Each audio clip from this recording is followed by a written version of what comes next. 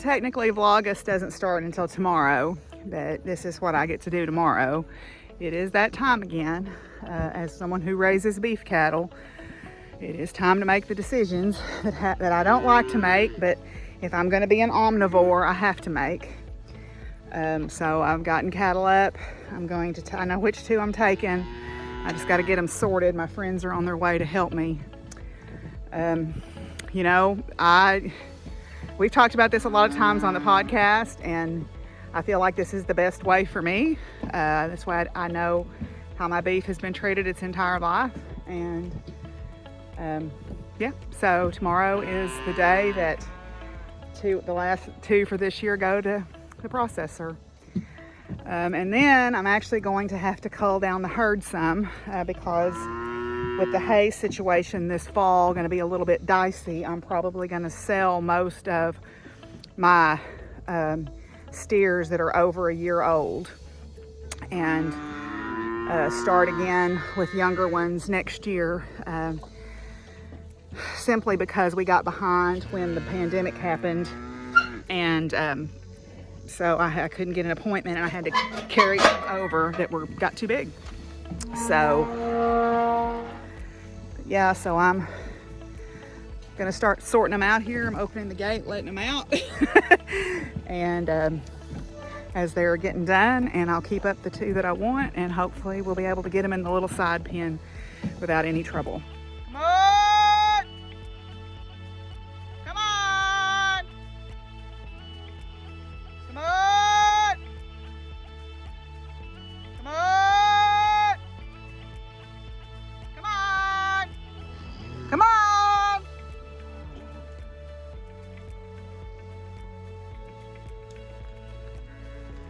Come on! Hi, babies. Hi, babies. Ma'am, can I help you?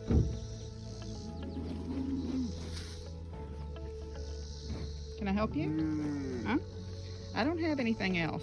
Y'all took my sack, so you can investigate that a little bit. How about? Y'all stole that sack out of the back of the truck, did you? Yeah? I don't think there's much gonna do you much good there. You can probably lick some of this molasses off of it. Hello, babies. Hello. Hi, babies. Okay, well, good morning, everybody. It is Monday, August the 1st, and we have gotten back from delivering the steers. Never easy to do that, but I'm getting ready to go meet Carol for a few minutes up in Russellville. She's needing some help ordering glasses, and I've ordered them from Zenny. As y'all know, I ordered several pairs from Zenny, so she's wanting some help ordering glasses, so I'm going to meet her. My friend Raina gave me this yarn at Mystic South. It's a collection of yarn that she had. It's all the same brand. It's all the same weight. It's acrylic, I'm pretty sure, but it's DK weight. I checked it. I did the wraps per inch test where you count the number of wraps it comes in. It has per inch, and it comes in at a DK. I want to make this. Now, this calls for worsted, but it'll just be mean I'll just have to make more pieces, I think. This is a free pattern from Yarn Inspirations. It's the Mandala Sampler Throw. It's free. You can go on their website and get it. And I think there's 8 different hexagon patterns, if I know. 15, 13. Oh, no. There's 19 different hexagon patterns. And you put it together to look like this. Okay?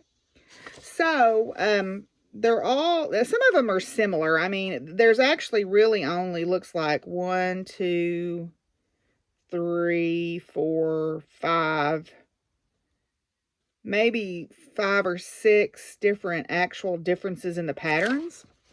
Okay.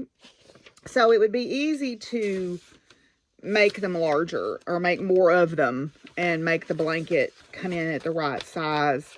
It looks like it is a throw. Let's see if it gives the finished dimensions here. 51 by 55 inches.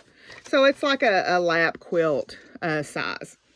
So I want to use these up, and so I need to find a background color for it, and this uses like an off-white or cream color, which I think would be okay. Black would probably work okay. So when I go to town today, I'm going to go by probably Walmart and see if they've got a comparable weight yarn that would work for the background on this, because I don't have any DK that's light colored like that. So probably take 2 or 3 skeins to do all those, I would imagine. And then you set them together and put a border around the outside with the background color. So anyway, so I thought that would be kind of pretty. I don't know when I'll start that, so I may not worry necessarily about getting it done. The other thing that I want to work on today is I bought this pattern recently from Itch to Stitch, and I thought it was really cute. Now, I don't like the fabric, but this dress with the cold shoulder detail on it, I don't care for this fabric, although she has done a tremendously good job of matching up the pattern on that dress. I like the style of the dress. I think it's a very nice, flattering A-line style on me. So I want to put this pattern together and get it made. I did put together a skirt pattern and get the skirt cut out. Oops. I've got a dress pattern put together, and I'm going to make the dress out of... This is kind of quirky, fun fabric. It's sea creatures. All right, it's sea creatures. And so I'm going to make the dress out of this. And so this will be kind of like my test muslin, because this is some fabric somebody gave me. But I just think that's so super fun. I think that'll be a super cute summery maxi dress. Because, you know, why not? So, yeah. So I'm going to get changed out of my work clothes here and go up and meet Carol, and yeah, and I'll check back in later. I just took Carol to TJ Maxx. It's a new experience. We found a whole bunch of crap. Who knew? We did not know we could not live without. All of the scented soaps and Yeah. fun stuff. And that makes your underpants smell good when you put them in your underwear drawer. Anyway, so we're going to go eat lunch now. It's August, and we remembered that it's geocaching month. So we're going to try to get this geocache in this light pole here. So we'll see how that works out.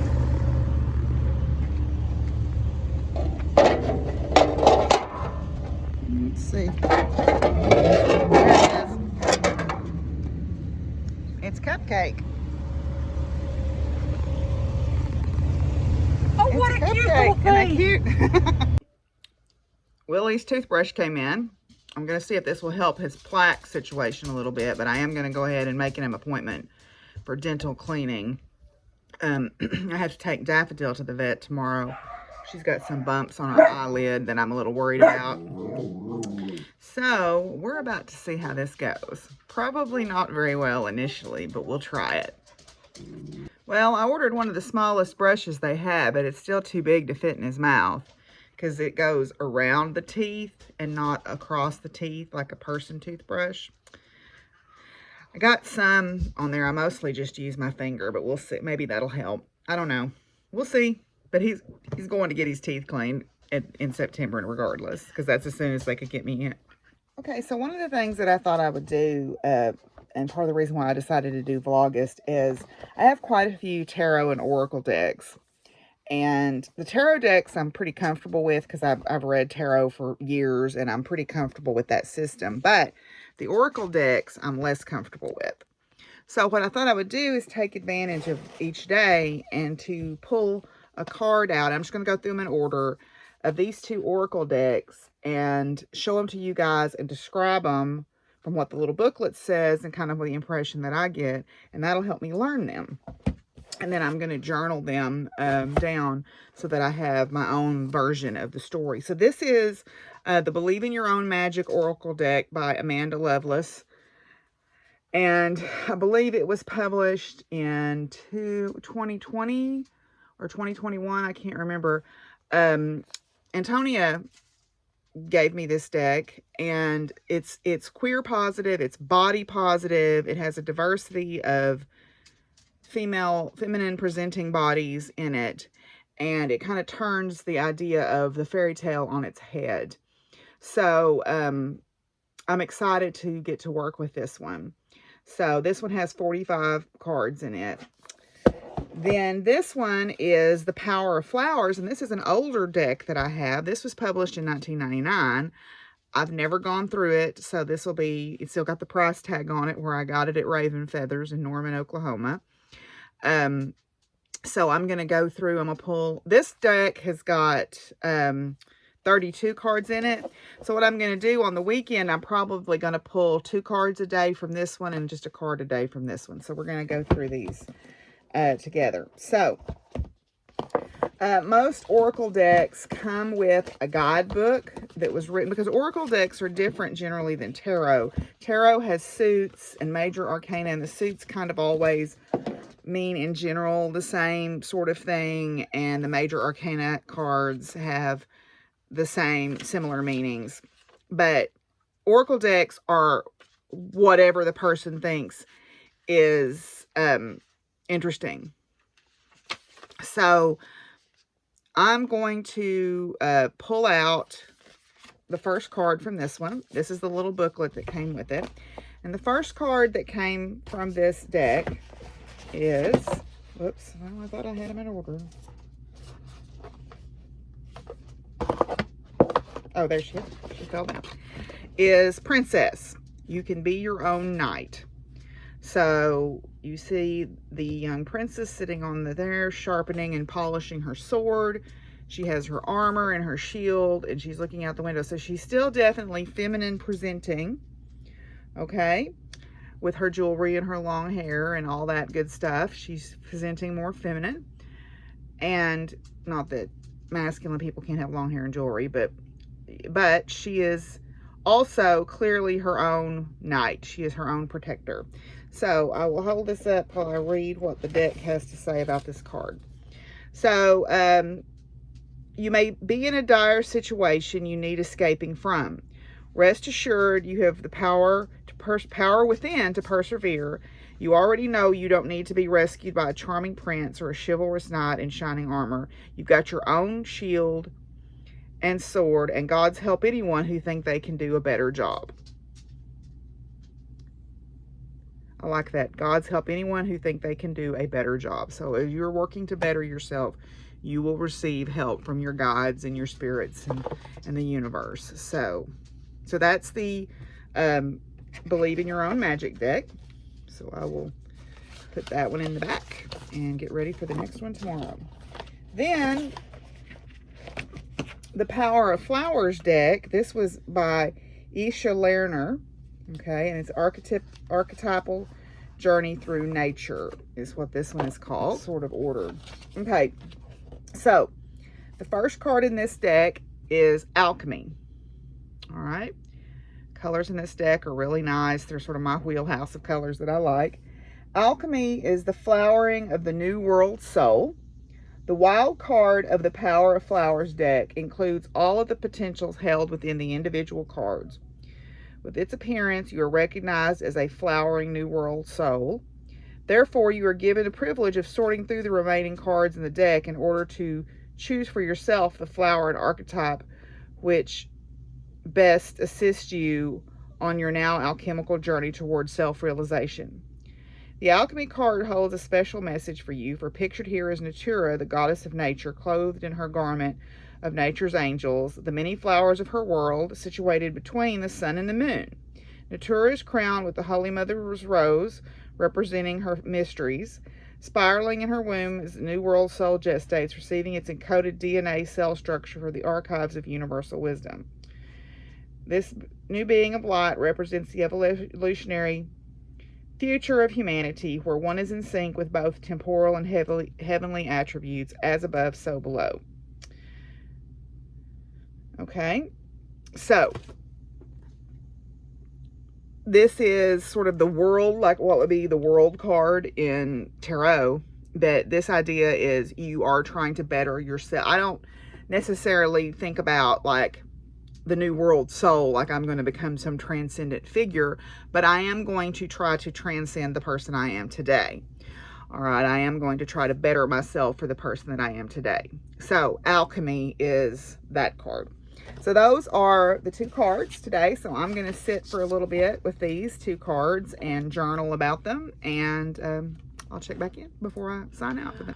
Well, I'm taking a course tomorrow on Python programming because I feel like it's something I need to have some understanding of, and I don't have any.